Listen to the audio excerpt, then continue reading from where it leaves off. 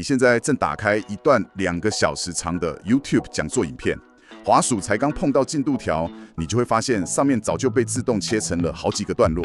什么背景介绍啦、核心论点啦，都标示得清清楚楚。或者说，当你在手机相簿里搜寻关键字，比如说搜寻猫，它不只会列出一堆照片，还会非常精准地从你过去几年拍的无数支影片里面，直接挖出你家猫咪翻肚子的那关键2秒钟。真的，这个功能超级方便。还有啊，大家回想一下，学校远端考试的时候，一有不寻常动作就会抓作弊的防窥系统，这背后其实都指向同一项技术 ——AI 影片理解。其实这些应用，可以说已经完全渗透进你我的日常生活中了。不过大家可能会有个迷思，就是当你把一段长影片丢给 AI， 然后问他这段影片在说什么，接着看他有条有理的吐出一大串重点整理的时候，都会觉得他很聪明。而且我们很容易产生一个错觉，你会直觉以为 AI 是像我们人类一样，把这段影片从第1秒到最后1秒，连一格都不漏的看完了。难道不是这样吗？当然不是，他看影片的机制跟你脑海中想象的画面基本上是完全2回事。在钻进技术细节之前，我们得先厘清一个大前提。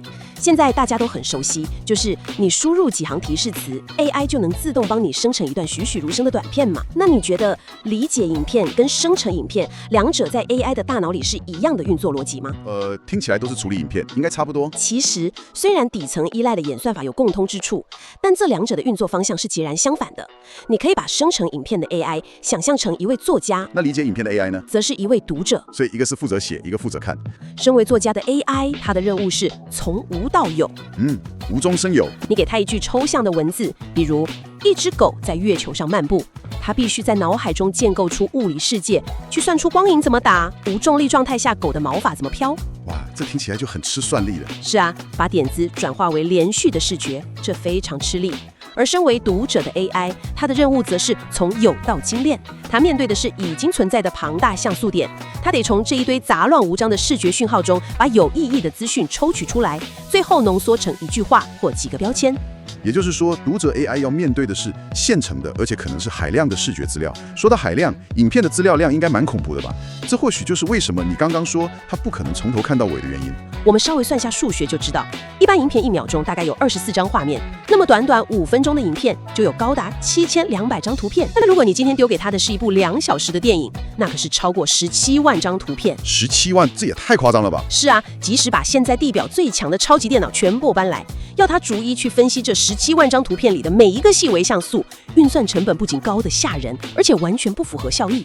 这听起来超级像我们大学生期末考前在做的事情啊。怎么说？当你面对那种比砖头还要厚的原文书，你绝对不可能从第1页第1行乖乖啃到最后1页的最后一个字嘛，一定是先翻目录看大标题，不然就是去跟学霸借笔记，专挑那种被荧光笔画过旁边还打满星星的地方狂背。所以 AI 面对那17万张图片的时候，其实就是在做这种考前抓重点的动作，对吧？技术上，我们把 AI 这种抓重点的行为称为取样，因为影片有一个特性，就是相邻的2张画面通常高达99%是一模一样的。因为时间间隔太短了。比如一个人对着镜头讲话，连续几十张画面可能只是他的嘴唇稍微开合了一下，背景跟身体根本都没动。所以 AI 就不用重复看。没错， AI 根本不需要浪费算力去重复确认那个没变的背景。目前的取样策略主要依赖2种方式，第一种是最直接的均匀取样，就是设定一个固定的间隔，比如每隔2秒钟就硬性从影片中抽出一张画面来分析。这个策略听起来有点笨耶。如果他每2秒抽一张，那假设复仇者联盟正在打一场超高语速、超快节奏的动作戏怎么办？他在第2秒抽到钢铁人举起手，下一张第4秒抽到的时候，反派可能已经倒在地上了，中间那道最精彩的雷射光不就完全被漏掉了吗？这就是均匀取样最大的致命伤。它容易漏掉密集发生的关键动作，而在毫无变化的静止段落又取了太多没有意义的样本。那怎么办？总不可能就让它这样漏看吧？所以啦，现在的模型会加入第2种更聪明的机制，叫做关键影格侦测，也就是我刚刚说的专找学霸荧光笔画过的地方。没错。但问题来了，整部影片对 AI 来说就是一堆像素，它怎么知道哪里是被画了重点的？其实 AI 会在进入深度分析之前，先做一次极为快速的轻量级扫描，它会去计算相邻画面之间的像素差异程度，就像在玩找茬游戏一样。找前后2张图不一样的地方。对，如果前后2张图有95%的像素颜色都没有改变，它就直接略过。如果它发现像素分布产生生了剧烈的变化，例如场景突然从室内切换到室外，有人突然冲进画面，或是发生了爆炸引起的光影瞬间变化，系统的警报就会响起，判定这里有重大事情发生，然后重点提取这些发生突变的关键影格。所以透过这种像素比对的扫描 ，AI 成功把一部落长的影片浓缩成了一小叠真正有事情发生的重点照片。这就是取样的结果。但这又衍生出另一个问题啦，看懂照片不等于看懂影片啊。如果今天 AI 取样收到一张照片，画面是我在晚上10点的街上没命地狂奔，面目狰狞。如果只给 AI 看这张静态照片，它怎么知道我是在夜跑锻炼身体，被隔壁的野狗追，还是在追晚上的垃圾车？你要知道，当听到少女的祈祷响起，然后你手里提着2袋厨余拔腿狂奔，那可是我们台湾人共同的慌张记忆耶。光看一张静态照片 ，AI 分得出来这背后的故事吗？这正是单靠空间理解会撞上的死胡同。如果 AI 只有空间理解的能力，也就是它只认得图片里有什么物体，那它极其量只能吐出几个冰冷的标签给你，例如图里有一个表情慌张的人，2袋黑色塑胶袋，柏油路，夜晚。这样完全不够啊！它永远无法回答我现在到底正在发生什么事。没错，因为他看到的只是一个被冻结的瞬间，他缺乏前因后果。要看懂你在追垃圾车 ，AI 就必须跨入第2个维度，也就是时间理解。把时间轴夹进来。对，他必须把刚刚那些重点影格在时间轴上串联起来，找出动作的轨迹和因果关系。这里面有一项极度核心的底层技术，叫做光流。这个名字听起来很科幻呢。它具体是怎么运作的？我们继续用你追垃圾车的画面来想象哦。好，当 AI 把连续2张你奔跑的影格交叠在一起时，光流技术会去玩进阶版的找茬。它会锁定你衣服上的一个特定反光点，然后去第2张画面里寻找这个反光点移动到了哪里。哦，抓住移动的轨迹。对，透过计算这2个点之间的距离和时间差 ，AI 就能在这个像素上画出一个带有方向和长度的箭头。哇，也就是说，如果它在整张图片的每个像素上都做这件事，那在我奔跑的这个画面上，是不是就会布满了成千上万个小箭头？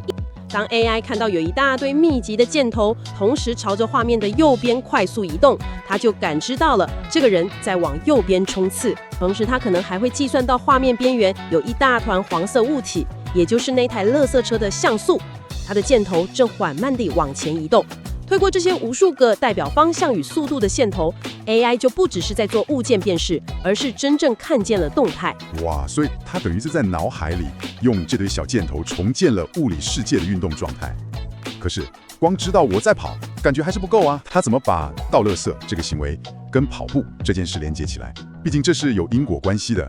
这就要引进另一个关键架构了，叫做 Video Transformer。简单来说，它把整段影片切成了无数个同时包含空间与时间的时空补丁。时空补丁听起来像是一块一块的记忆。对，更重要的是，它里面有一种称为注意力机制的设计。你可以把它想象成一条无形的记忆线。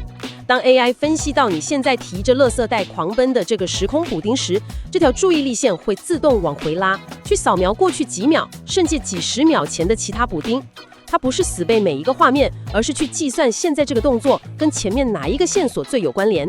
于是这条线可能连到了10秒前的一张画面，那里有一台黄色垃圾车刚好开过路口。这时候，空间也就是人跟垃圾袋，加上时间也就是光流箭头的运动方向，再加上注意力机制的因果连结 ，AI 才能恍然大悟，你这是在追垃圾车，而不是在夜跑。原来是这样，用光流算出方向，再用注意力机制把前后线索串起来。但是等等哦，你刚才听到少女的祈祷响起，我们前面一直在聊画面跟像素。可是真实世界的影片哪有这么安静？这倒是真的。就拿我们看台湾的电视新闻来说好了，你看那个画面，中间有灾难现场的其实是影像，旁边跑马灯一直闪，底下有超大字体的标题。资讯量超大。对啊，然后背景还有连线记者那种超级紧张、语速超快的声音。我们人类是眼睛看画面、看字幕，耳朵同时听声音，瞬间吸收3种资讯来理解新闻。没错 ，AI 如果只分析那些什么光流的箭头，不就变成在看默片了吗？这就是目前 AI 技术发展中最令人兴奋也具挑战性的领域，我们称为多模态融合。真正的理解绝对不能只靠视觉，像现在最顶尖的模型，譬如 Gemini 或 GPT， 当它在处理你刚说的那种电视新闻时，它会同时启动3条独立的处理轨道。第一条是视觉轨，负责看场景和光流；第2条是音讯轨，负责听语气是紧张还是平静，背景有没有警笛声；第3条则是字幕轨，负责读懂画面上的文字或语音转译出来的语义。等等，你说同时处理，但这3种资讯的速度完全不一样啊！记者连珠炮一样讲得飞快，跑马灯却慢吞吞地跑。这时候画面可能又突然切换到另外一个灾难现场 ，AI 怎么可能知道哪一句急促的话对应的是哪一个刚切换的画面？这很容易错乱吧？这就牵涉到所谓的时间戳记与对齐技术了。时间戳记，对，这3条轨道并不是各跑各的 ，AI 会利用极其精准的时间轴，把画面、音频波段和文字词汇全部打上时间戳记。哦，把它们标上同1秒钟。没错，接着就像拉链一样，在同一个时间点上把这3个模态紧紧咬合，互相参照。互相参照的意思是它们可以互补不足吗？正是如此。如果 AI 只看视觉轨，它可能看到一个人在路边指手画脚，背景是碎玻璃，那他可能会以为在拍什么街头喜剧。对，它可能会误判。但当字幕轨对齐进来，发现文字写着连环车祸，哦，马上就厘清了。然后再搭上音讯轨，听到尖锐的刹车声和急促的语气，这3者一交叠，它才能瞬间打破原本单一视觉的盲点，准确判断出这是一则突发的重大社会新闻。哇，也就是说，它真的是长出了眼睛、耳朵跟阅读理解能力，并且完美的一心多用。听到这里，我觉得 AI 已经强到不可思议了。那如果我们把标准拉到最高，只要算力够强，我是不是能把李安导演长达2小时的《卧虎藏龙》全篇丢给他，他就能像个专业影评人一样完全看懂所有剧情？长影片理解的2大物理极限，首先是取样率的取舍。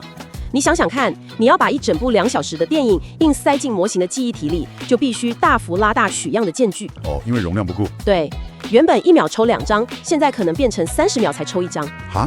那30秒中间发生的事不就全没了？没错，如果电影里刚好有一场李慕白跟玉娇龙在竹林里快速过招的经典武打戏 ，AI 有可能因为取样间隔太大，只看到前1秒2人站在竹子上，下1秒玉娇龙就掉下去了。直接跳转结局。对，中间见招拆插的美感和技巧完全被略过，这就是为了看见全局而牺牲局部细节的两难。就像你用3倍速看剧，虽然知道最后谁跟谁结婚，但男女主角在居酒屋里那个极度暧昧的眼神交汇，你一定会错过。那第2个极限呢，是叙事逻辑的缺失。一幕主角无意间捡到的1枚硬币，可能是第3幕替他挡下1颗子弹的保命关键。这种跨越数小时的隐喻、角色心理变化，对人类来说是观影最大的乐趣。但对目前的 AI 来说，它的注意力机制这条线要拉得这么长，去把相隔2小时的2个极小片段建立起因果联系，仍然是一个巨大的挑战。刚才我们举的例子，不管是《卧虎藏龙》还是好莱坞大片，这些都算是国际主流内容。如果今天我们丢给 AI 看的是我们台湾在地的影片呢？它会不会遇到更严重的障碍？主流 AI 模型的训练资料库，绝大多数都被英文或是简体中文的素材占据。当它要处理台湾的在地内容时，就会出现严重的水土不服。从语言轨道来看 ，AI 听得懂字正腔圆的英文或中文，但如果是台语、客家话或是原住民族语的影片，因为这些语音资料在它的训练库里占比极低，它的语音辨识和字幕生成常常会错得离谱。再从视觉轨道来看，它几乎没见过9份那种依山而建的蜿蜒石阶，或是澎湖独特的老姑石鼓错。对耶，那如果我给 AI 看台湾独有的庙会阵头影片呢？八家将那种。当 AI 看到八家将画着色彩强烈的脸谱，手里拿着各式法器，旁边还伴随着震耳欲聋的鞭炮声和拥挤的人潮，很热闹啊。它的视觉光流和音讯轨道可能会将这些元素强行拼凑在一起，然后得出一个超下的结论，比如把它判定成某种街头暴动或是危险的暴力行为。把神圣的祈福绕境当成暴动，这误解太大了吧？所以啦，一路聊下来，我们是不是可以得出一个结论？ AI 在理解影片这件事情上，其实存在着极大的盲区。他看到了一切像素，却依然像个局外人。确实如此。回到我们节目最开始的问题 ，AI 真的看懂影片了吗？感觉只看懂了表面。我们绝对不能否认它在感知层面的强大，它能精准追踪你的奔跑轨迹，甚至把声音和画面完美对齐。但问题在于，它看见了动作，却看不见背后的意图。例如，影片中一个人在摇头 ，AI 可以精准算出头部摆动的频率和45度的视角变化，但它无法告诉你这个摇头是代表拒绝、惊讶还是无奈。这真的只有人类懂。还有啊，在某些特定的台湾选举影片里，候选人比出某些手势，比如比个3，我们1秒就能解码他在帮3号拜票。但 AI 只会冷冰冰的标记一个人举起了1只手，伸出3根手指。我完全懂你的意思了，这就像是 AI 永远无法理解我们的台式幽默。你看网络上那些疯传的迷短片，很多笑点是建立在你必须懂背后的时事梗，或是那种台湾人特有的自嘲语气，你才会噗嗤一声笑出来。真的 ，AI 拆解完音轨，可能只会给出一个侦测到笑声的标签，它感受不到影片里那种无以名状的复合情绪。对 AI 来说，看影片就是在提取一堆物件标签、光流数据。但对我们人类来说，看影片是在寻求情感的共鸣。AI 已经学会了如何极度锐利、全面地去感知这个世界的物理形式，但在这层感知与我们所谓的真正理解之间，依然横亘着一条目前演算法无法跨越的巨大鸿沟。那条鸿沟的名字叫做意义。当你坐在沙发上，看着一部可能已经重播过好几遍的老电影，也许只是一个简单的配乐响起，或是画面扫过一个再熟悉不过的街角，你突然就觉得鼻酸红了眼眶。是啊，人类的情感就是这么奇妙。那时候大家不妨停下来想一想，如果今天最顶尖的 AI 能在几秒钟之内处理完这部电影里几百万个影像特征与文字数据，却依然觉得毫无波澜，那么让身为人类的我们，在一瞬间深受感动的那个演算法到底是什么呢？我们今天的深度解析就到这边，邀请大家继续在生活中观察科技与人性的交集吧。我们下次见。